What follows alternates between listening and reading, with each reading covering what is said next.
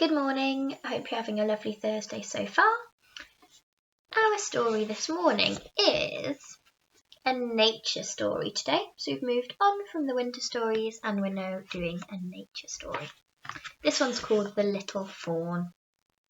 For days the sun had shone from a cloudless sky, and the oak leaves hung dry and dusty on the tree. The poppies flaunted their red frocks at the fieldside, throwing off their tight green caps in the early morning, and flinging down their red petals at night, as if they really were too hot to wear anything at all. Butterflies of all kinds came to the pink and white bramble flowers in the hedgerow, and wasps and bees hummed from dawn to dusk. The hedgerow was thirsty. The grass beneath was parched and brown. Everything wanted the cool rain. The pond water fell lower and lower, and the fish began to be anxious. What would happen if they had no water to swim in? The moorhens talked of going to the big river, but they were fond of the little pond and stayed. And then, late one afternoon, the rain came. Great purple-black clouds sailed up from the southwest and covered all the sky. It seemed very dark after the brilliance of the summer sun. Then suddenly a flash of bright lightning tore the sky in half, and the startled birds flew into the hedge for shelter. Almost at once there came a loud peal of thunder that rolled around the sky, and sent the young rabbits scampering back to their burrows in fright. And then what a downpour! First came big drops that made wide round ripples on the pond and set the oak tree leaves dancing up and down. Then came a deluge of smaller drops, beating down faster and faster. The old toad crawled out from under his stone and lay in the rainstorm, his mouth opening and shutting in delight as he felt the rain trickling down his back. Crowds of young frogs jumped out of the pond and hopped to the ditch for joy. The hedgehog found a sheltered place and curled up in disgust, for he didn't like the way the rain ran down his prickles. It tickled him. Soon a delicious smell arose from the field and hedge, the smell of the rain sinking into the earth. All the animals sniffed it. It was good. In their ears sounded the rippling and gurgling, the splashing and the dripping of the rain. They heard every plant drinking greedily. They heard the I'm having trouble connecting to the internet. Take a look at the help section in your Alexa app. Sorry, just got disturbed by Alexa. It was good. In their ears sounded the rippling and gurgling, the splashing and the dripping of the rain. They heard every plant drinking greedily. They heard the excited moorhens scuttling in the rain over the pond. It was a glorious time. The clouds grew blacker, the lightning flashed again, and the thunder growled and grumbled like a great bear in the sky.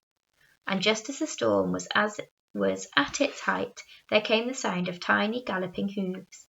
They sounded through the pattering of the rain, and all the rabbits heard them and peeped out of their holes, the rain wetting their fine whiskers. The toad heard them too and crawled back quickly to his hole. He did not wish to be trampled on. The newcomer ran to the hedgerow and stopped there in its shelter.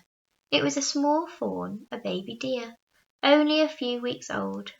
The hedgerow was surprised, for it had never seen a fawn before. The little fawn was trembling in all its limbs. Its soft eyes were wide with fright, and its tail swung to and fro. Do you know what a fawn is? A fawn's a baby deer, a bit like Bambi. Another peal of thunder sounded overhead, beginning with a noise like a giant clapping of hands. The fawn closed its eyes in terror and sank down into the grass. It was frightened of the storm. Its mother had left it safely hidden in the bracken of the distant wood, and had bade it to stay there until she returned. But the storm had come, and the little fawn, who had never seen lightning before or heard thunder, had been terrified. The jays in the wood had screamed in delight at the rain, and the fawn had thought they were screeching in terror. Fear had filled his small beating heart, and he had run from his hiding place, through the wood, across the fields, anywhere to get away from this dreadful noise and terrible flashing light. But the storm seemed to follow him. The rain came and lashed him, beating into his eyes. The thunder rolled exactly above his head, or so it seemed to him. Where was his mother? Why did she not come to him? He was so frightened that his legs would no longer carry him, and he sank down on the grass beside the old hedgerow. He made a little bleating sound, and the old mother rabbit, who had heard many young animals crying for their mother, looked out of the hole near by. She saw the frightened fawn and was sorry for him. She ran out of her burrow in the rain and went up to the panting fawn. "Don't be afraid," she said. "It's only a thunderstorm. It will pass. Be glad of the good rain, little creature, and lick it from the grass. It will taste good." The fawn looked at the soft-eyed rabbit and was comforted. It was good to see another creature near him, one that was not frightened. He put out his hot tongue and licked the wet grass. The raindrops were cool and sweet. He stopped trembling and lay calmly in the rain. "Come under the hedgerow," said the rabbit. "You'll get wet lying there. This hedgerow is thick and will shelter you. Then the storm will pass." The little fawn obediently pushed his way into the hedge and lay down in the dry, though he could easily reach the dripping grass with his pink tongue. "Where do you come from?" asked the rabbit inquisitively. "I've never seen you before, though I've heard my mother tell of creatures like you in the woods." "I am a young fallow deer," said the fawn, looking at the rabbit out of his beautiful big eyes. "I was born this summer. I live in the wood with my mother, and I have a fine hiding place there among the high bracken. There is no bracken here, or I would show you how well I can hide underneath the big green fronds." "Bracken is good for hiding in," said the rabbit. "Where are your antlers, little fawn? I thought deer had antlers growing out of their head." "I have none yet," said the fawn, "but next year they'll begin to grow.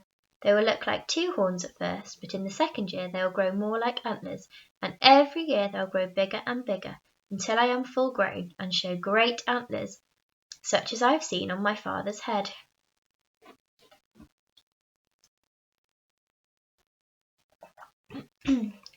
"Surely those big antlers are a nuisance to you in the woods," said the rabbit in surprise.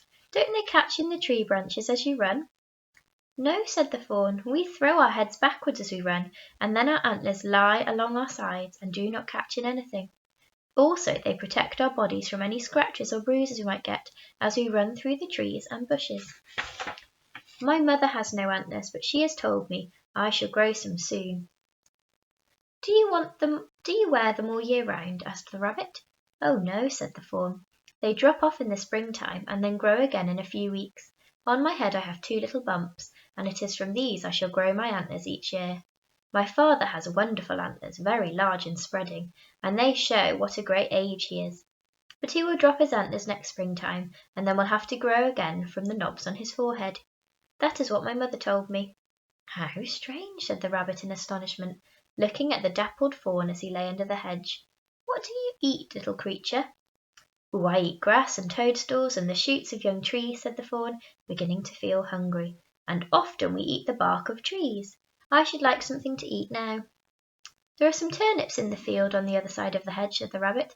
"Would you like some?" The fawn did not know what turnips were, but he jumped to his feet and followed the rabbit, squeezing himself through the hedge. The storm was over now, but the rain still fell gently.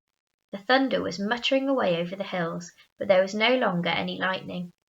Blue sky began to appear between the ragged clouds, and once the sun peeped through. All the hedgerow was hung with twinkling raindrops. The oak tree shone brilliantly, for every one of its leaves had been well washed by the rain. The fawn slipped into the turnip field and began to nibble at the young turnips. They were delicious. When he had eaten enough, he went back to the hedgerow. The rabbit followed him and told him that he should go back to the woods, for his mother would be anxious about him, and that at that very moment the blackbird in the tree above sent out an alarm cry. "Cuck-cuck, cuck-cuck! Beware, here comes a strange enemy." Every animal scuttled back to its hole, and all the birds flew to the topmost branches. The little fawn stood up and smelt the air. Suddenly he made a strange welcoming sound and rushed up to the newcomer. It was his mother, a big, well-grown deer, with soft eyes and small, neat feet with cloven hooves. She nuzzled her fawn in delight. She had missed him from his hiding place and had come to seek him. "Come," she said to him, "you should not have run away, little fawn. Enemies might have seen you and captured you. You are safe under the bracken in the woods." "But a loud, flashing enemy came," said the fawn, rubbing himself against his mother lovingly. I was afraid." "That was only a storm," said his mother. "There are good turnips in the field over there," said the little fawn. "I have eaten some." "We will stay under this hedge until the dark comes," said the deer. "Then we will feast on the turnips before we return to the woods. Let us find a dry place." Under the thick ivy was a big dry patch, for the ivy leaves made a dense shelter there. The deer lay down with her fawn beside her, and they waited until evening came. They lay so quiet that none of the hedgerow folk feared them, and little mice, the hedgehog and the toad, went about their business just as usual. After they had fed on the sweet turnips, the little fawn called good-bye to the old rabbit, who had been so kind, and then in the soft blue evening time the two trotted back to the woodlands. "Come again," called the rabbit, who liked the gentle deer. "Come again and share our turnips." It's a nice story, isn't it? Now, we are in winter at the moment. That's the season, isn't it? But the days, I'm not sure if you started noticing yet. I've definitely noticed when I leave school at the end of the day. It's actually starting to get lighter a bit earlier. So in the morning as well, it should be getting lighter a bit earlier on, and then in the afternoon it's not going dark quite as early, and that is really the first sign that spring is on its way. What I'd like you to do, and what would be a nice thing to do while you're at home, is to have a look outside, spend some time, maybe if you go for a walk, or if you go to somewhere like the quarry, see what signs you can see that spring might be coming. See if you can find any. It might be quite early, but there might be some. See you tomorrow, everybody.